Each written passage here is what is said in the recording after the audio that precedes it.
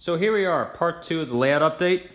So what we were able to accomplish from last time was we were able to make some legs for it finally. So try to get this in full frame here. We were able to cut down some sheets of maple, I believe. Come down the shape you see there, and then put notches in the top and bottom of them, one on the front, one on the back, and then create cross members for them, so they're a lot stronger than just having 4 straight legs just supporting up the table. What's interesting is what we did was we cut the legs at an angle so that it'll just kind of bow out and make it structurally sound.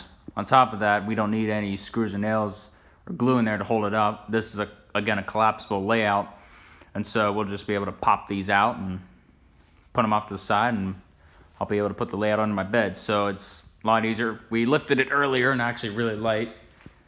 One of the bigger things we were able to do was put down the sheet of insulation foam. I got this from Menards. I believe it's an inch or an inch and a quarter. But I was a little concerned there would be a little bit of a lip on the inside, and when I put it in, I was surprised to see that it just fit just fine. There's not much of a lip. I'd say 1/16 to 1/8 in some places, but that's acceptable for me. So right now I just have the track temporarily laid out. I've been able to trace it out along with all the buildings and the roads. These right here are going to be some hills, so this will be a cut that the track will go through, and then this will just be a freestanding hill. And this won't all be barren. I'm going to put some trees spraggly throughout here, so I'll put some on the 2 hills back there, 1 or 2 up by the station, maybe 1 by the oil refinery, and then a few up in the top left corner there. Also marked out the road for it here, so I'm just kind of planning out with the 2 pieces of crossing track I have.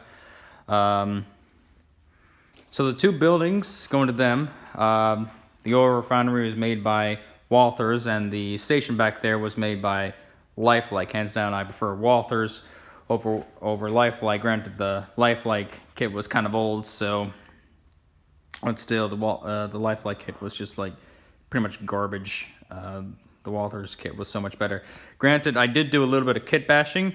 If you come around to here, the little office right here. So if you'll notice, there's no kind of an elevator. So going down to the office here, as I was saying, sorry my video cut out there, I had to do a little bit of kit bashing. We have a tree fall in our house about 2 years ago, and some of our model railroad stuff got damaged in the fall. And so unfortunately this kit was one of them. So what I had to do, because some of the parts were missing, so I got to fabricate a new roof for this building right here. But what was interesting was this down here, I just kind of take that back a little bit. I actually messed this part up a little bit. So there was originally a walkway right there, and I kind of screwed it up. So I'm like, well, instead of just throwing it out and calling it good, why don't I just cut off the bottom layer and stick it on the frame itself. So it looks a little janky. Again, don't look too closely at my buildings. They're just not kind of in the best shape. Like for example, the Lifelike, the little platform up here, there's a bit of a gap in the top of the waiting area up here. The freight house, I was really pleased how that came out. Originally, the freight house itself was yellow. I just put it down like with 3 or 4 light coats of Krylon spray paint. Kind of honestly prefer Rust-Oleum over Krylon, but that's what I had at the time. Also marked out a road for it here, so it'll connect from the end of the table to the station, across the tracks to the oil refinery. And then back there, as you can see, cracked out some of my old model train stuff. The boxes you see on the workbench there are going to be, those just need coupler work, so I'm going to take care of that later. And then finally over here, I just have this temporarily set up.